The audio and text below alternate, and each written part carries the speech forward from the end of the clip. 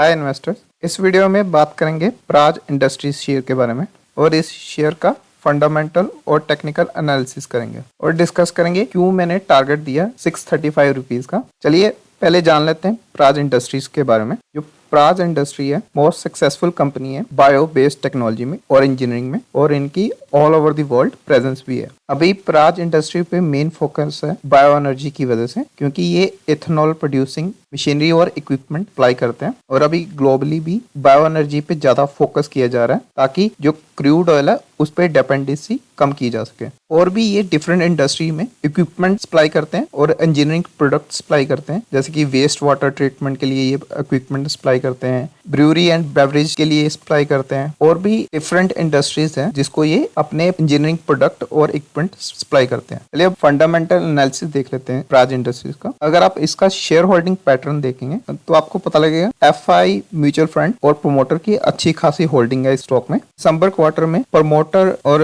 FI ने थोड़ी सी percentage of holding कम करी है, लेकिन दिसंबर क्वार्टर में जो म्यूचुअल फंड है उन्होंने अराउंड 3% की होल्डिंग को इंक्रीज करा है। और अभी जो इनका दिसंबर क्वार्टरली का रिजल्ट आया उसमें जो इनका रेवेन्यू है वो अराउंड 10% कम हुआ है पिछले ईयर के कंपैरिजन में, लेकिन जो प्रॉफिट मार्जिन है वो इंक्रीज हुआ है। 11.7% रहा है उनका प्रॉफिट मार्जिन, और इनका जो नेट प्रॉफिट रहा है दिसंबर क्वार्टर का वो 17 करोड़ के अराउंड था। तो मैं कहूंगा कि एवरेज क्वार्टर रिजल्ट था दिसंबर मंथ का। अगर आप इनकी कैश फ्लो स्टेटमेंट देखें तो आप देखेंगे पिछले 3 ईयर से ये अच्छा खासा कैश जनरेट कर रहे हैं ऑपरेशन एक्टिविटी से, और ये अच्छा खासा पैसा इन्वेस्ट भी कर रहे हैं कंपनी में। और अभी इनके पास 107 करोड़ के अराउंड कैश भी पड़ा हुआ है, यानी कि इनको कैश से रिलेटेड कोई भी दिक्कत नहीं है। और अगर आप इसका कंपनी का ईयरली रिजल्ट देखेंगे तो आप देखेंगे कि ईयर बाय ईयर इनका जो रेवेन्यू है वो इंक्रीज हो रहा है। रेवेन्यू इंक्रीज हो रहा है तो उसी की वजह से प्रॉफिट भी ईयर बाय ईयर इंक्रीज हो रहा है। और इस कंपनी पे 5 एनालिस्ट ने रिकमेंडेशन दी है, सभी 5 बाय की रिकमेंडेशन दी है। और ये जो कंपनी है डेब्ट फ्री कंपनी है, कोई भी कर्जा नहीं है इस कंपनी पे। और इस कंपनी की मार्केट कैपिटलाइजेशन 10,000 करोड़ के अराउंड है, और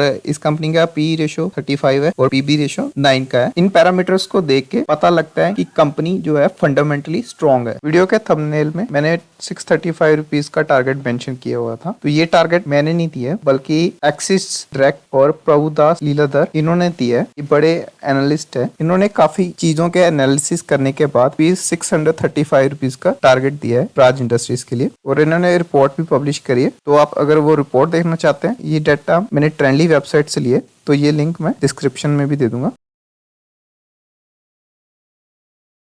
चलिए अब इस स्टॉक का टेक्निकल एनालिसिस करते हैं। तो अगर आप पिछले 6 ट्रेडिंग सेशन का डाटा देखेंगे तो जो स्टॉक का प्राइस है वो कंटिन्यूसली इंक्रीज हो रहा है, प्लस उसकी जो डिलीवरी परसेंटेज है वो भी डे बाय डे इंक्रीज हो रही है। हालांकि डिलीवरी क्वांटिटी जो है वो कम हो रही है, तो इसका डिलीवरी क्वांटिटी कम होने का रीजन ये भी हो सकता है कि लोग कम सेलिंग कर रहे हैं प्राज इंडस्ट्री के शेयर, लोग अपने पास होल्ड रख रहे हैं शेयर्स को। चलिए अब प्राज इंडस्ट्री का चार्ट देख लेते हैं। ये 1 डे का चार्ट है प्राज इंडस्ट्रीज का, और इसमें मैंने जो भी बड़े इवेंट्स हुए हैं प्राज इंडस्ट्री में उनको मार्क करा हुआ है। 11 सितंबर को इंडिया ने ग्लोबल बायोफ्यूल अलायंस साइन करा था G20 समिट में, तो उसके वजह से स्टॉक जो है अच्छा खासा रैली करा था। फिर 8 दिसंबर को सेंट्रल गवर्नमेंट ने कंपनीज को डायरेक्शन दी थी कि जो शुगर केन जूस है उसका यूज एथेनॉल प्रोडक्शन के लिए नहीं किया जाएगा, तो उस दिन इस स्टॉक में अच्छी खासी फॉल हुई थी। और फिर 18 दिसंबर को जो गवर्नमेंट ने डायरेक्शन दी थी कि शुगर केन जूस का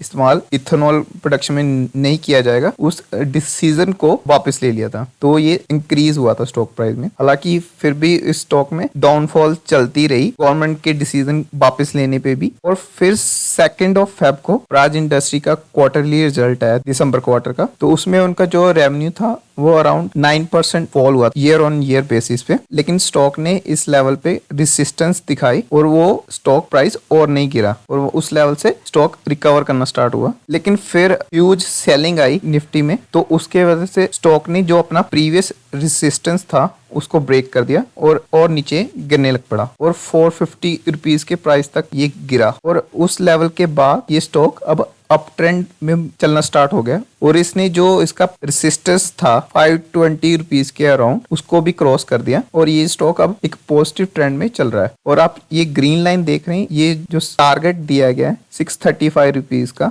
एनालिस्ट द्वारा, वो लेवल है। तो अभी स्टॉक 90% और अपवर्ड मूवमेंट दिखा सकता है। जरूरी नहीं है कि स्टॉक एकदम से शार्प अपवर्ड मूवमेंट लेके सीधा 635 रुपीज का टारगेट हिट कर जाए। ये हो सकता है 1 वीक या 2 वीक इसी लेवल पे कंसोलिडेट होने के बाद फिर से ये स्टॉक अपवर्ड ट्रेंड में मूव करना स्टार्ट कर दे। इस स्टॉक में जो भी न्यूज आई थी उन सभी का लिंक मैं डिस्क्रिप्शन में दे दूंगा। और ये जो स्टॉक है मेरे पोर्टफोलियो का हिस्सा है। फर्स्ट बाइंग मैंने 19 फरवरी को करी थी 509 रुपीज के प्राइस पे। उसके बाद स्टॉक में अच्छी खासी गिरावट आ गई, तो फिर मैंने सेकंड बाइंग जब स्टॉक 10% नीचे गिर चुका था 557 रुपीज के प्राइस पे करी। मैं बाइंग इसी तरह करता हूँ, मैं बल्क बाइंग नहीं करता हूँ, मैं स्मॉल चंक्स में बाइंग करता हूँ स्टॉक में। पर अभी मैंने स्टॉक में 2 बार इन्वेस्टमेंट करी है। अभी मेरी 20,000 की इन्वेस्टमेंट हो रखी है स्टॉक में। मेरे पास 42 शेयर्स हैं 482 रुपीज के प्राइस पे, और अभी इस स्टॉक का करंट प्राइस चल रहा है 532 रुपीज और मुझे 10% का प्रॉफिट हो रहा है। और मैं एक्सपेक्ट कर रहा हूँ कि ये जो स्टॉक है वो 635 रुपीज तक जाएगा। तो ये था मेरा एनालिसिस प्राज इंडस्ट्रीज के ऊपर। अगर आपको प्राज इंडस्ट्रीज के रिगार्डिंग कोई भी क्वेरी हो तो आप कमेंट सेक्शन में पूछ सकते हैं। और आप मेरा टेलीग्राम चैनल